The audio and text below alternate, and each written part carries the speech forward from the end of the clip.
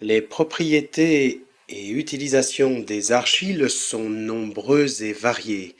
Nous pourrons développer ainsi les trois aspects: matériaux, environnement et géotechnique.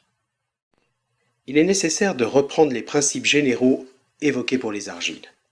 Il existe en effet plusieurs dizaines de minéraux argileux avec des compositions et agencements des feuillets différents qui débouchent sur des capacités d'absorption d'eau et des effets associés d'amplitudes différents. Sur les représentations des structures d'argile, on déduit que des minéraux comme les smectites, montmorillonites, vont présenter une capacité d'absorption d'eau importante.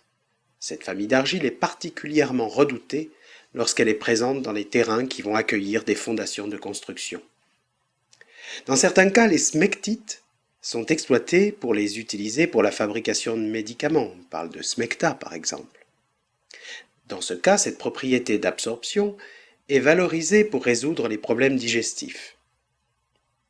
À l'opposé, les chlorites sont des minéraux très stables, ce qui les rapproche d'une autre famille des phyllosilicates, les micas.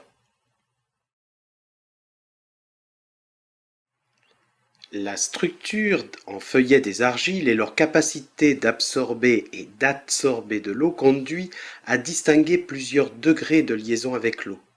On aura ainsi de l'eau libre, de l'eau faiblement liée et de l'eau fortement liée.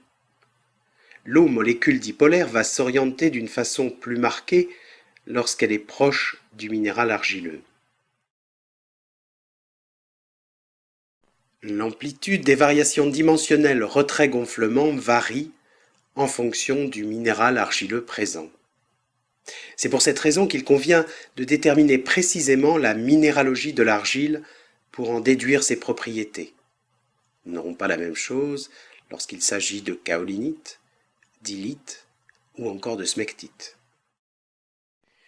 L'incorporation entre les feuillets argileux d'eau et d'ions s'accompagne systématiquement d'une variation volumique, un gonflement.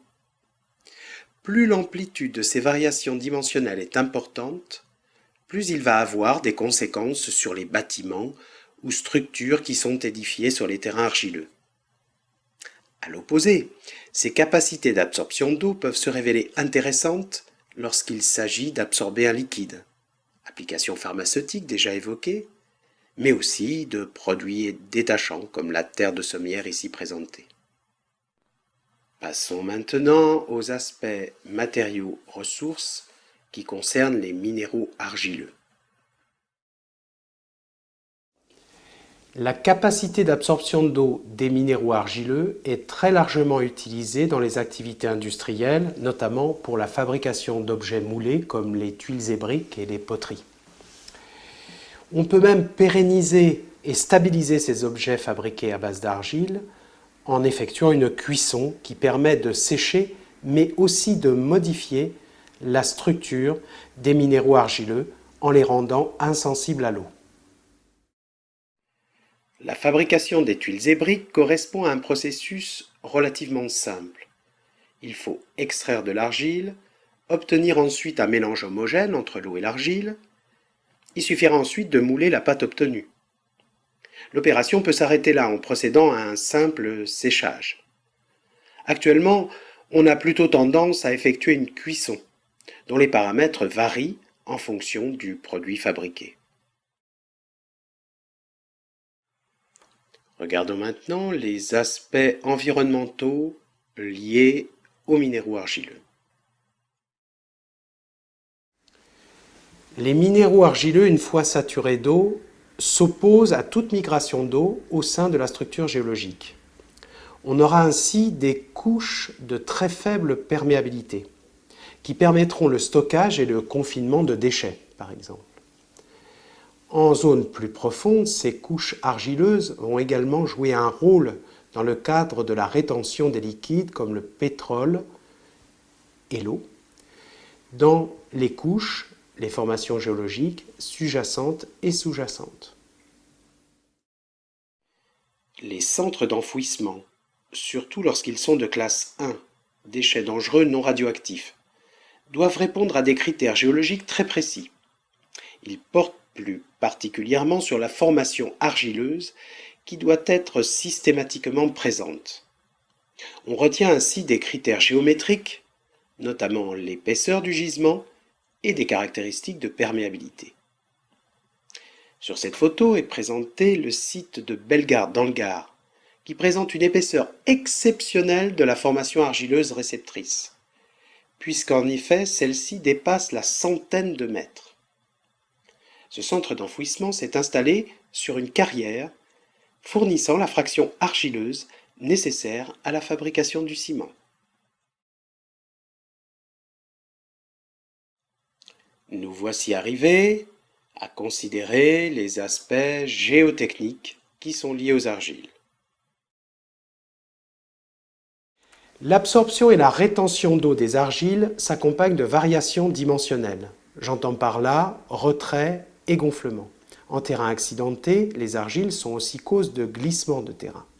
Ces effets peuvent se révéler désastreux lorsqu'on construit en terrain argileux. Or, les formations superficielles sont essentiellement composées d'argile.